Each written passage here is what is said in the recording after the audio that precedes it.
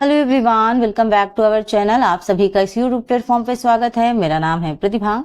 Are exam की तैयारी करने वाले स्टूडेंट के लिए आज की जो क्लास है वो बेहद इंपॉर्टेंट है, क्योंकि आज हम करने वाले हैं भारतीय राज व्यवस्था एवं शासन यानी इंडियन पॉलिटी। यहाँ पे बात की जाए तो थोड़ा सा हमें इस चीज पे भी फोकस करना चाहिए कि जैसे हम जनरल स्टडीज में ऑल क्वेश्चन एक साथ करते हैं, तो पर्टिकुलर जो हमारे सब्जेक्ट्स हैं, हिस्ट्री है, पॉलिटी है, ज्योग्राफी है, इन सबको अलग तरीके से अगर हम पढ़ लें, एक स्पेशल कुछ क्वेश्चन ऐसे भी हों जो केवल इंडियन पॉलिटी से रिलेटेड हों, कुछ क्वेश्चन ऐसे हों जो केवल आपकी हिस्ट्री से रिलेटेड हो, तो इस तरीके से आपके नोट्स भी तैयार हो जाते हैं और आपका रिवीजन भी हो जाता है।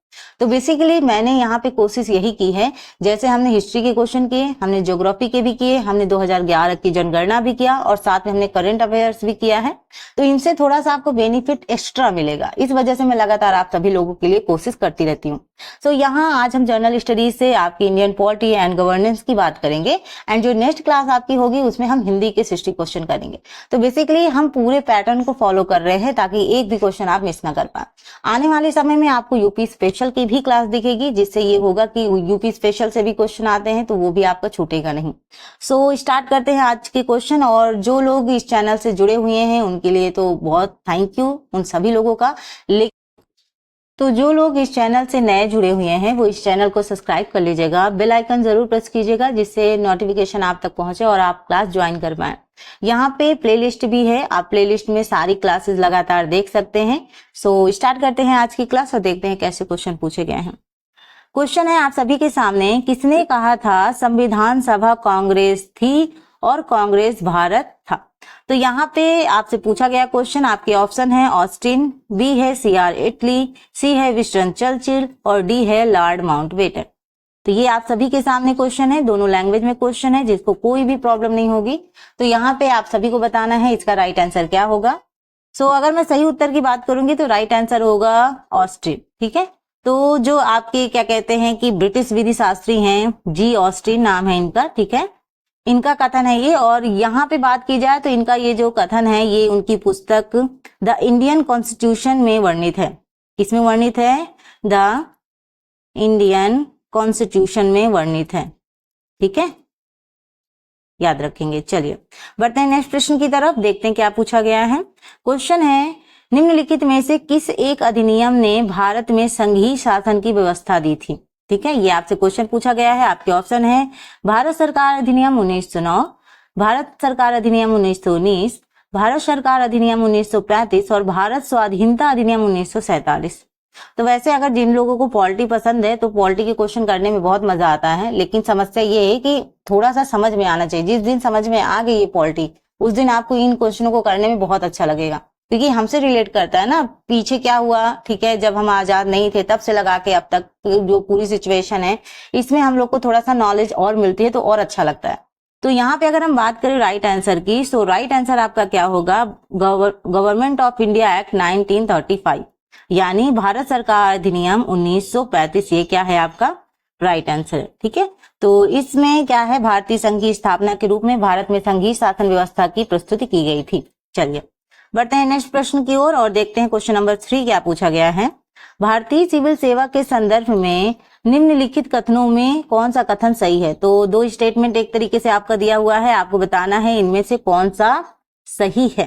तो यहाँ पे देखो मैंने कूट नीचे मेंशन किया हुआ है।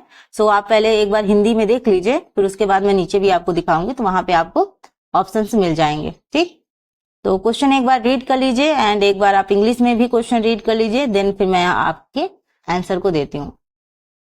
तो यहाँ आपको बताना है कि नीचे जो दिया गया है कूट, उनमें से सही उत्तर का आपको चयन करना है। केवल एक, केवल दो, एक और दो दोनों, ना तो एक ना ही दो, ये आपसे पूछा गया। और ये एक्चुअली बात करें तो ये ARO प्री एग्जाम 2021 में ये क्वेश्चन पूछा गया है। तो यहाँ पे मैं जो क्वेश्चन करा रही हूँ वो प्रीवियस ईयर क्वेश्चन है, और RARO के साथ साथ जो अदर एग्जाम है उनमें भी ये क्वेश्चन पूछे गए हैं। तो आपके लिए तो ये क्वेश्चन और भी इंपॉर्टेंट हो जाते हैं, क्योंकि मान लो कोई अदर, इसी वजह से देखो कोई भी पेपर होता है ना तो हम उन क्वेश्चनों को सॉल्व करते हैं, क्योंकि मे भी हो सकता है वो क्वेश्चन आके हमारे एग्जाम में भी देखने को मिल जाए या उसी टाइप्स का कोई क्वेश्चन देखने को मिल जाए।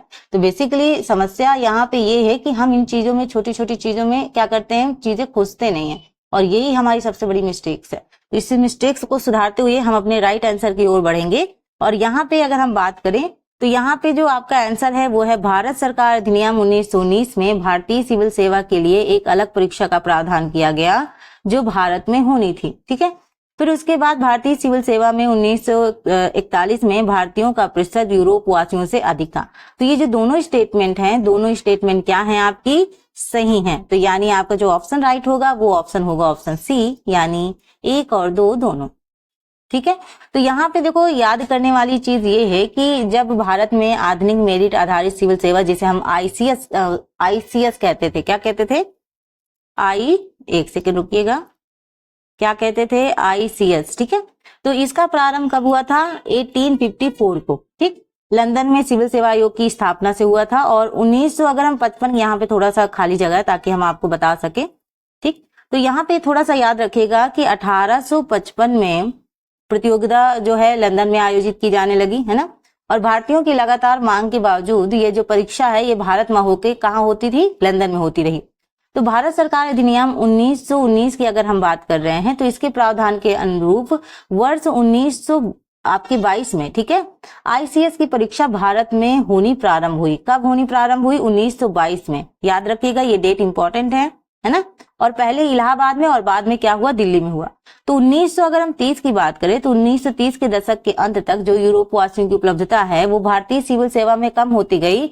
और सेवा में 1941 से ये थोड़ा सा हमें स्पष्ट हो गया कि भारतीयों का प्रतिशत यूरोप वासियों से अधिक हो चुका था। ठीक है, तो यहाँ पे अगर बात की जाए तो आपके जो दोनों स्टेटमेंट दिए हुए हैं, दोनों स्टेटमेंट आपके क्या है, सही हैं। चलिए बात करते हैं नेक्स्ट प्रश्न की। और नेक्स्ट प्रश्न आपसे पूछा गया है कि भारत की संविधान निर्मात्री सभा के अध्यक्ष कौन थे, डॉक्टर राजेंद्र प्रसाद, डॉक्टर वी.आर. अम्बेडकर, श्री अय्यर या फिर पंडित जवाहरलाल नेहरू। तो भारत की संविधान निर्मात्री सभा के अध्यक्ष कौन थे, ये आपसे क्वेश्चन पूछा गया है। सभी बच्चे आंसर देने की कोशिश करें, इसका राइट आंसर क्या होगा। तो यहाँ देखिएगा एक एक क्वेश्चन काफी इंपॉर्टेंट है और जब प्रीवियस ईयर की बात हो तब तो आपके लिए कंपलसरी हो जाता है वो क्वेश्चन को करना, है ना। आई नो हम प्रीवियस ईयर पेपर से थोड़ा सा नॉलेज बिल्ड करते हैं कि कैसा पैटर्न रहा है, कैसे क्वेश्चन पूछे जा रहे हैं, लेकिन प्रीवियस ईयर पेपर ऐसे भी होते हैं जो थोड़ा सा रिपीटेड भी होते हैं। कई बार कहीं और का पेपर उठा के आपके एग्जाम में देखने को मिल जाता है। तो इसलिए जरूरी होता है कि हर जगह के हम प्रीवियस ईयर क्वेश्चन सॉल्व करें जो हमारे एग्जाम के लिए इंपॉर्टेंट है। तो यहाँ पे अगर हम राइट आंसर की बात करेंगे सो राइट आंसर आपका क्या होगा, doctor Rajendra Prasad. Option A doctor Rajendra Prasad आपका राइट आंसर है। ठीक, तो याद रखेंगे। चलिए नेक्स्ट, निम्नलिखित में से कौन संविधान सभा का संवैधानिक सलाहकार था, doctor V R. Ambedkar, K M. Munshi, V N. Rao या फिर डी ऑप्शन क्या पूछा गया है आपसे, टी.टी. कृष्णामाचारी। तो ये क्वेश्चन है आपका, एक बार देखें और बताएं इसका आंसर क्या होगा। सभी बच्चे आंसर देने की कोशिश करें और अगर क्लास पसंद आ रही हो तो लाइक जरूर कर दें। तो यहाँ पे अगर हम बात करें तो सभी बच्चे इस क्वेश्चन का आंसर जल्दी से दीजिए। एक बार आप इंग्लिश में भी देख लें और फिर आप बताइए इसका राइट आंसर क्या होगा। सो राइट आंसर होगा वी.एन. राव। ऑप्शन सी आपके वी.एन. राव, ये आपका क्या होगा, राइट आंसर है। ठीक है, यहाँ पे अगर हम इसके बारे में थोड़ा सा बात करें तो जो संविधान सभा के संवैधानिक सलाहकार वो वी.एन. राव हैं। ठीक है, जिनके द्वारा संविधान का पहला प्रारूप तैयार किया गया था। क्या किया गया था, पहला प्रारूप, एक तरीके से ड्राफ्ट, ठीक है, तैयार किया गया था। और यहाँ पे जिस पर विचार और परिवर्तन करके प्रारूप समिति द्वारा संविधान सभा के समक्ष संविधान का क्या किया गया, एक तरीके से मसौदा पेश किया गया। तो प्रारूप समिति के आप अध्यक्ष जानते ही होंगे। ठीक, चलिए नेक्स्ट है आपका, संविधान सभा द्वारा भारतीय संविधान को स्वीकृत किया गया था 15 अगस्त 1947 को, 30 जून 1948 को, 26 नवंबर 1949 को और डी है 26 नवंबर 1950 को। तो ये क्वेश्चन आप सभी जानते हैं, लेकिन यहाँ पे बात करें ना तो इन क्वेश्चनों की एक्सप्लेनेशन भी देखनी जरूरी है। तो ये देखिए क्वेश्चन और बताइए इसका आंसर क्या होगा। आप सभी अपने अपने आंसर जरूर कीजिएगा कि आपके कितने क्वेश्चन में कितने क्वेश्चन सही हुए हैं, है ना। यहाँ पे राइट आंसर की अगर हम बात करें सो राइट आंसर आपका क्या होगा, 26 नवंबर 1949, यानी आपका जो ऑप्शन सी है यानी 26 नवंबर 1949 ये आपका क्या है, राइट आंसर है। बढ़ते हैं नेक्स्ट प्रश्न की ओर। भारतीय संविधान सभा की प्रारूप समिति के अध्यक्ष का नाम पूछा जा रहा है, डॉक्टर राजेंद्र प्रसाद, जवाहरलाल नेहरू, ठीक है, डॉक्टर वी.आर. अम्बेडकर थे या फिर पुरुषोत्तम दास टंडन थे। तो प्रारूप समिति के अध्यक्ष का नाम पूछा जा रहा है और ये काफी इंपॉर्टेंट भी है। तो आप सभी बताइए इसका आंसर क्या होगा। तो राइट आंसर है आप सभी का क्या है, डॉक्टर वी.आर. अम्बेडकर। ये आपका क्या है, राइट आंसर है ऑप्शन नंबर आपका सी। तो यहाँ पे क्या बात करें तो थोड़ा सा इस पे ये बात कर सकते हैं कि आपका जो संविधान सभा में संघ संविधान समिति है उनके सहित कुल 8 प्रमुख समितियों का गठन किया गया था। तो उसमें प्रारूप समिति जो थी उसके अध्यक्ष कौन थे, वी.आर. अम्बेडकर थे। ठीक, तो यहाँ पे जैसे मैंने बताया कि संविधान सभा ने संघ संविधान समिति सहित कुल 8 समितियों का गठन किया था और उसमें से जो एक समिति थी जिसका प्रारूप समिति कहते हैं, इनके अध्यक्ष कौन थे, डॉक्टर वी.आर. अम्बेडकर थे। भारतीय संविधान में मौलिक कर्तव्यों का विचार लिया गया है। अमेरिका संविधान से, ब्रिटिश संविधान से, रूस यानी पूर्व सोवियत संघ के संविधान से और डी है फ्रांस के संविधान से। ये आपसे क्वेश्चन पूछा गया है, क्वेश्चन देखें और बताएं आंसर क्या होगा। Question number 8। सो राइट आंसर है आपका ऑप्शन सी। ठीक है, ये आपका सही है, यानी एक तरीके से रूस के यानी सोवियत संघ के संविधान से, ये आपका राइट आंसर है।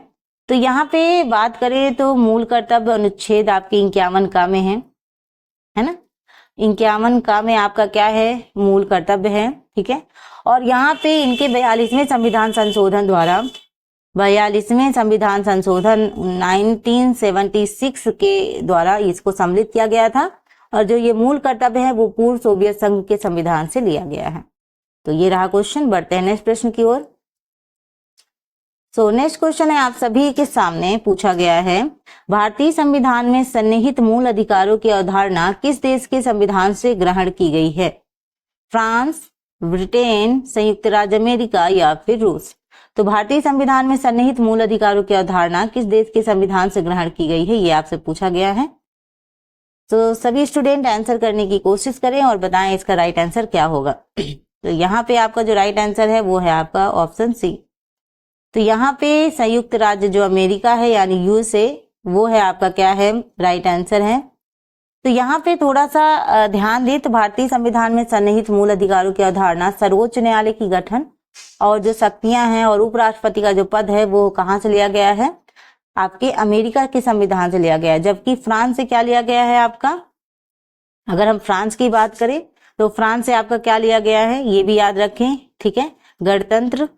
वहीं अगर हम बात करें ब्रिटेन से तो आपका संसदीय प्रणाली, आपका संसदीय प्रणाली जो पूछा जाता है ना, और पूर्व सोवियत संघ से मौलिक कर्तव्य जिनकी अभी मैंने बात की। ठीक है, मौलिक आपका जो कर्तव्य है वो आपका कहाँ से लिया गया है, पूर्व सोवियत संघ यानी रूस से। ठीक, तो यहाँ पे आपके राइट आंसर है ऑप्शन सी यानी संयुक्त राज्य अमेरिका। भारतीय संविधान में मूल अधिकारों का विचार लिया गया है, ब्रिटेन के संविधान से, आयरलैंड के संविधान से, कनाडा के संविधान से या फिर अमेरिका के संविधान से। तो भारतीय संविधान में मूल अधिकारों का विचार लिया गया है, ये आपसे क्वेश्चन पूछा गया है और आपको बताना है इनका आंसर क्या होगा। ये देखिए क्वेश्चन और बताइए आंसर क्या होगा। तो यहाँ पे अगर हम बात करें तो राइट आंसर आपका क्या है, ऑप्शन डी यानी आपके अमेरिका के संविधान से। ऑप्शन जो डी है यानी अमेरिका के संविधान से, ये क्या होगा, राइट आंसर होगा। बढ़ते हैं नेक्स्ट प्रश्न की ओर। और ये कुछ क्वेश्चन ऐसे हैं जो सीधे सीधे आपको आंसर करना है इसका। भारतीय संविधान में प्रारंभ में कितने अनुच्छेद थे, 420, 380, 395 या फिर 270। तो स्टार्टिंग में जो आपके भारतीय संविधान में अनुच्छेदों की संख्या थी वो कितनी थी, ये आपको बताना है। तो यहाँ पे सभी बच्चे राइट आंसर देने की कोशिश करें, इसका आंसर क्या होगा। तो यहाँ अगर हम बात करें राइट आंसर की, सो राइट आंसर आपका होगा 395 यानी ऑप्शन जो आपका सी है 395, ये आपका क्या है, सही उत्तर है। तो संविधान में प्रारंभ में कुल 395 अनुच्छेद थे और भारतीय संविधान में गणना की दृष्टि से वर्तमान में अगर हम अनुच्छेदों की संख्या देखें तो आपका क्या है, 468 है। ठीक है, तो यहाँ पे जबकि क्रमांक की दृष्टि से अगर हम संविधान में 395 अनुच्छेद ही है, ठीक है, अगर हम क्रमांक की दृष्टि से देखें तो 395 ही है, लेकिन अगर हम वैसे बात करें तो 468 है, ठीक है। चलिए, तो यहाँ पे क्वेश्चन पूछा गया है आपसे कि वित्त विधेयकों के बारे में विशेष उपबंध, यहाँ निबंध की जगह आप उपबंध कर लीजिएगा, ठीक है। क्या है? विशेष उपबंध किस अनुच्छेद के अंतर्गत किया गया है? अनुच्छेद 117, अनुच्छेद 119, अनुच्छेद 121 या फिर अनुच्छेद 123। तो प्रश्न आप सभी के सामने है, आप सभी को बताना है इसका राइट आंसर क्या होगा। सो राइट आंसर है अनुच्छेद 117।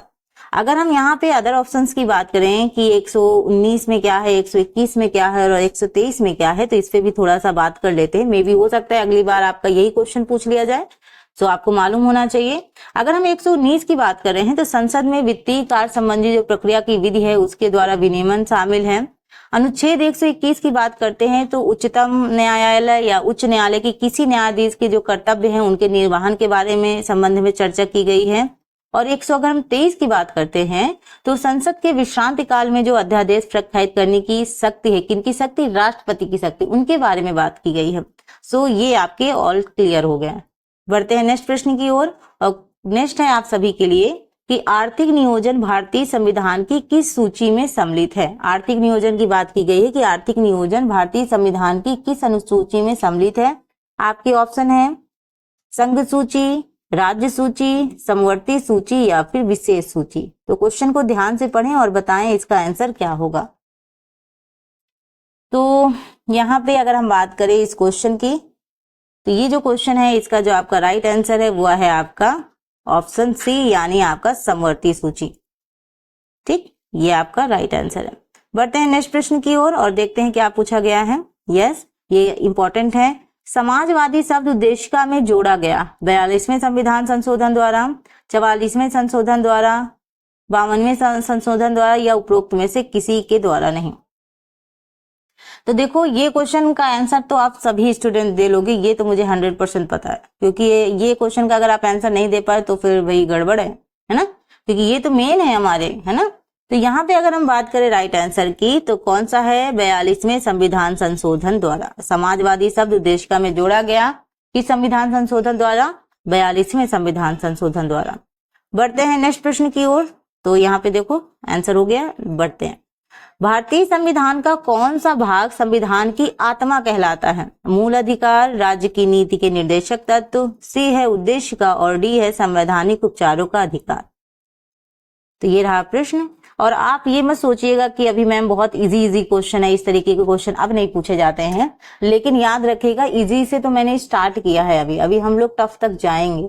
तो यहाँ पे पेशेंस बना के रखिएगा और जुड़े रहिएगा, क्योंकि मैं हर तरीके के क्वेश्चन आपको कराऊंगी ताकि इजी हो, मॉडरेट हो, टफ हो, कोई भी आप क्वेश्चन आप छूट ना पाए, क्योंकि ये जो आपको दोबारा मौका मिला है, मैं नहीं चाहती कि ये दोबारा मौके में भी आपको अफसोस हो। तो यहाँ पे ये चीज लेके नहीं चलेंगे। और देखो, जो मैं क्वेश्चन करा रही हूँ ऐसा तो है नहीं कि ये क्वेश्चन नहीं पूछे गए हैं एग्जाम में, ये पूछे गए हैं तभी मैं करा रही हूँ इन चीजों को। तो ये बस बिल्कुल मत सोच के जाया करो कि बहुत टफ ही क्वेश्चन पूछा जाएगा। हमेशा एग्जाम का लेवल ना मेंटेन किया जाता है। कहीं आपको टफ क्वेश्चन मिलेंगे तो कुछ क्वेश्चन ऐसे भी होंगे जो इजी भी होंगे, और वो इजी क्वेश्चन इसलिए गलत होते हैं क्योंकि हम हमेशा टफ क्वेश्चन ही पढ़ के जाते हैं, बड़े बड़े से क्वेश्चन पढ़ लेते हैं और फिर छोटे छोटे क्वेश्चन हमारे मिस हो जाते हैं। तो कुछ भी क्वेश्चन आपको छोड़ना नहीं है, सारे क्वेश्चन करने हैं, इसलिए जरूरी है कि आप अच्छे से तैयारी करो। तो देखो, यहाँ पे अगर हम बात करें क्वेश्चन नंबर आपका 16 जो पूछा गया है, इसका आपका राइट आंसर क्या है? सो आपका ऑप्शन जो आपका जो सी है उद्देशिका, ये है आपका राइट आंसर। यानी भारतीय संविधान का कौन सा भाग संविधान की आत्मा कहलाता है? तो वो क्या है? आपका उद्देशिका है। ठीक है। तो के.एम. मुंशी ने इसे राजनीतिक जन्मपत्री कहा है। किसने कहा? देखो, स्टेटमेंट कभी कभी पूछा जा सकता है, तो याद रखिएगा के.एम. मुंशी ने इसको क्या कहा है? राजनीतिक जन्मपत्री कहा है। राजनीतिक जन्मपत्री ये कहा है। ठीक है, याद रखेंगे। और सुभाष कश्यप ने क्या कहा है कि संविधान शरीर है तो प्रस्तावना उसकी क्या है? आत्मा है, और प्रस्तावना आधारशिला है तो संविधान उस पर खड़ी अट्टालिका है। तो ये किसने कहा है? सुभाष कश्यप ने कहा है ना, याद रखिएगा। तो यहाँ पे अगर हम बात करेंगे तो दो तरीके से क्वेश्चन आते हैं। एक तो देखो आपका ये ऑप्शन में आ गया है ना, तो अगर यहाँ पे दे दिया जाए कि डॉक्टर वी आर अम्बेडकर के द्वारा भारतीय संविधान की आत्मा किसको कहा गया है, तो जो आपका अनुच्छेद 32 है उसको कहा गया है, आर्टिकल जो आपका 32 है उसको कहा गया है।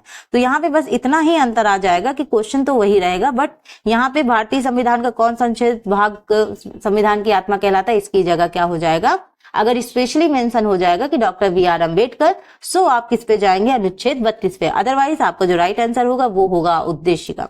तो यहाँ पे बहुत सारे लोगों को कंफ्यूजन हो जाता है, तो ये कंफ्यूजन ना हो। देखो जो बच्चे लगातार पॉलिटी से डील कर रहे हैं, पॉलिटी को पढ़ रहे हैं, वो लोग तो इस क्वेश्चन को अच्छे से समझते हैं, लेकिन जो मतलब पहली बार पॉलिटी पढ़ रहे हैं एग्जाम के लिए, तो उनको थोड़ा सा दिक्कत हो सकती है। तो यहाँ पे थोड़ा सा समझ लीजिएगा चीजों को, है ना, कि क्वेश्चन कैसे घुमा के पूछा जाता है ना, इसमें थोड़ा सा बच्चा फंस जाता है।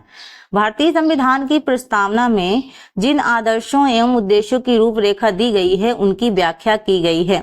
मूल अधिकारों के अध्याय में, राज्य के नीति निर्देशक सिद्धांतों के अध्याय में, मूल अधिकारों होगा, ठीक है, मूल अधिकारों, राज्य के नीति निर्देशक सिद्धांतों एवं मौलिक कर्तव्यों के अध्याय में और संविधान के पाठ में कहीं नहीं। तो यहाँ पे देखो जो क्वेश्चन है आपको थोड़ा सा कॉम्प्लिकेटेड लग रहा होगा कि मैम ये क्वेश्चन कैसे पूछा गया है, बट मैं अभी आपको क्लियर कर दूंगी सारी चीजें। पहले आप थोड़ा सा क्वेश्चन अच्छे से देखो और फिर राइट आंसर देने की कोशिश करो। एक बार इंग्लिश में भी देख लो और फिर बताओ इसका आंसर क्या हो सकता है। तो यहाँ पे बात की जाए इसके आंसर की, तो मैं यहाँ पे थोड़ा सा आपको बताऊं, तो इसका जो आंसर होगा वो होगा आपका ऑप्शन सी। यहाँ अधिकारी की जगह क्या कर लेना, अधिकारों कर ले। मुझे लग रहा है आपको अधिकारी बनना है ना, इसीलिए लिखा हुआ है ये। तो देखो संविधान का जो मुख्य उद्देश्य भारतीय जनता को सामाजिक, आर्थिक और राजनीतिक न्याय तथा विचार, मत, विश्वास, धर्म, उपासना की स्वतंत्रता, प्रतिष्ठा और समानता, ये सारी चीजें क्या है, दिलाना है। तो व्यक्ति का उत्कर्ष कहीं संपूर्ण राष्ट्र के उत्कर्ष में बाधक न बने, इसलिए संविधान में बंधुत्व की भावना पर क्या किया गया है, बल दिया गया है। याद रखिएगा ये चीजें, एक एक जो मैं पॉइंट आपको बता रही हूँ ना, तो कितने प्रकार की स्वतंत्रता की बात की गई है, कितने प्रकार की न्याय की बात की गई है, इन चीजों को भी जानना आपके लिए उतना ही जरूरी है। तो यहाँ पे ऑप्शन जो आपका सी है ये आपका क्या है, राइट आंसर है। भारतीय संविधान की प्रस्तावना में इसके सभी नागरिकों को कौन सा न्याय प्रदान करने की व्यवस्था की गई। देखिए मैंने अभी भी बात की और अभी ये चीज क्वेश्चन पूछ लिया गया। तो यहाँ पे 3 न्याय की बात की गई है और तीनों न्याय की बात अगर हम बात करें तो यहाँ पे आरओ 2021 में ये प्रश्न पूछा जा चुका है। सामाजिक, धार्मिक व राजनीतिक, सामाजिक, आर्थिक व सांस्कृतिक, सामाजिक, राजनैतिक व सांस्कृतिक, और डी है सामाजिक, आर्थिक व राजनैतिक। तो प्रश्न देखें और बताएं इसका आंसर क्या होगा। तो ये क्वेश्चन तो कई बार रिपीट हो चुका है और यहाँ पे थोड़ा सा ये है ना कि आप अगर ऐसे क्वेश्चन आपको याद नहीं होते हैं तो 2-3 बार लिख लो ना, तो ऑटोमेटिक आपको याद हो जाएंगे। सो ऑप्शन जो आपका डी है वो आपका क्या है, राइट आंसर है, यानी सोशल, इकोनॉमिक एंड पॉलिटिकल, यानी सामाजिक, आर्थिक और राजनीतिक। अब थोड़ा सा इसके बारे में चर्चा कर लेते हैं कि आखिरकार ये जो सामाजिक, आर्थिक और राजनीतिक न्याय है वो कैसा न्याय है। तो अगर हम सामाजिक न्याय की बात करेंगे तो यहाँ पे प्रत्येक नागरिक के साथ, चाहे जाति हो, चाहे उसका रंग हो, चाहे धर्म हो, चाहे लिंग हो, उसके आधार पर कोई भी भेदभाव नहीं किया जाएगा, समान व्यवहार किया जाएगा। आर्थिक न्याय की बात करें तो आर्थिक आधार पर किसी के साथ भेदभाव ना हो। और राजनीतिक न्याय की बात करेंगे या राजनीतिक अगर हम कह दें, तो राजनीतिक न्याय की बात करें तो प्रत्येक नागरिक को समान राजनीतिक अधिकार प्राप्त हो। तो यहाँ पे तीनों जो ऑप्शन है ये आपके सही हैं। नेक्स्ट प्रश्न है आपका कि भारत में राजनीतिक सत्ता का प्रमुख स्रोत कौन है, जनता, संविधान, संसद या फिर राष्ट्रपति। तो प्रश्न देखें और बताएं आंसर क्या होगा। तो राइट आंसर की अगर हम बात करेंगे तो राइट आंसर होगा आपका ऑप्शन ए, यानी पीपुल, यानी जो जनता है वो आपका क्या है, राजनीतिक सत्ता का क्या है, प्रमुख स्रोत है। भाई जनता के द्वारा जो चुना गया प्रतिनिधि है वही तो शासन चला रहे हैं, यानी वो जनता के प्रति जवाबदेह है, उनको करना पड़ेगा। क्योंकि तो इतनी बड़ी जनसंख्या में हर कोई तो वहां उस पद पे बैठ के शासन नहीं कर सकता ना, इसलिए हम पूरे लोग, जो जितनी जनता है वो एक प्रतिनिधि अपना चुनती है। अब वो प्रतिनिधि वहां जाके क्या करते हैं, शासन करते हैं। तो वो हमारे प्रति क्या है, एक तरीके से जवाबदेह हैं। जैसे आपने देखा होगा तो यहाँ पे अगर आपने पढ़ा होगा तो भारत का जो संविधान आरंभ होता है वो आरंभ ही इसी वर्ष से होता है कि हम भारत के लोग, कहाँ से शुरू होता है, हम भारत के लोग शब्द से शुरू होता है। याद रखिएगा, बहुत इंपॉर्टेंट है ये क्वेश्चन। छोटे छोटे क्वेश्चन लग रहे हैं आपको लेकिन जरूरी है ये सभी क्वेश्चन। नेक्स्ट है, गणतंत्रीय अवधारणा से संबंधित निम्नांकित में से कौन एक नहीं है, कौन एक नहीं है या कौन एक सही नहीं है। एक राज्य जिसमें जनता सर्वोच्च हो, सर्वोच्च व्यक्ति निर्वाचित प्रधान में निहित हो, सर्वोच्च शक्ति एक राजा के समान व्यक्ति में निहित हो, एक ऐसी सरकार जो जनता द्वारा निर्वाचित प्रतिनिधि की हो। तो यहाँ पे गणतंत्रीय अवधारणा से संबंधित निम्नांकित में से कौन एक नहीं है, ये आपसे प्रश्न पूछा गया है। प्रश्न ध्यानपूर्वक पढ़ें और बताएं आंसर क्या होगा। तो यहाँ पे आपसे अगर हम बात करें सो आपका जो राइट आंसर है वो क्या है, आपका ऑप्शन सी, यानी सर्वोच्च शक्ति एक राजा के समान व्यक्ति में निहित हो। ठीक है, तो ये रही आप सभी के लिए आज की इम्पोर्टेंट क्लास। आई होप आप सभी को आज का जो सेशन है वो पसंद आया होगा। मैं लगातार कोशिश यही कर रही हूँ कि आपके लिए पर्टिकुलर चीजें भी लेके आऊं एंड कंबाइंड में भी, ताकि सारी चीजें आपकी समझ में आए। तो यहाँ पे हिंदी तो आपका अलग ही होगा, लेकिन जनरल स्टडीज में मैं लगातार कोशिश आपके लिए बेस्ट करने की कोशिश करती हूँ। तो यहाँ पे बस आपको क्या करना है, आपको हमारे साथ जुड़ना है और जुड़ के अपनी तैयारी और बेहतर करनी है। आप कमेंट बॉक्स में बता भी सकते हैं कि आपको किस टॉपिक से रिलेटेड क्वेश्चन चाहिए, जो आपका वीक हो, जिसको आप स्ट्रॉन्ग करना चाहते हैं। मैं उनसे रिलेटेड भी क्वेश्चन लेके आऊंगी। और ये जो आपकी क्लास है पसंद आई हो तो कमेंट में अपना फीडबैक जरूर दीजिएगा। इस चैनल को सब्सक्राइब कर लीजिएगा, बेल आइकन जरूर प्रेस कर लीजिएगा, और अगर ये क्लास पसंद आए तो लाइक शेयर जरूर कीजिएगा। मिलते हैं अपने नेक्स्ट क्लास में हिंदी के सेशन में, जो कि हिंदी के हम 60 प्रश्न करने वाले हैं। अब वो प्रश्न करेंगे, देन फिर उसके बाद फिर हम जनरल स्टडीज के क्वेश्चन करेंगे। तो ये लगातार कंटिन्यू होता रहेगा, बट बेसिकली आपको न्यू चीजें जरूर मिलेंगी इसमें, ये मैं आपको प्रॉमिस करती हूँ। चलिए मिलते हैं नेक्स्ट क्लास में, तब तक अपना ख्याल रखिएगा, अपने माता पिता का। Thank you for watching, thank you so much, bye bye.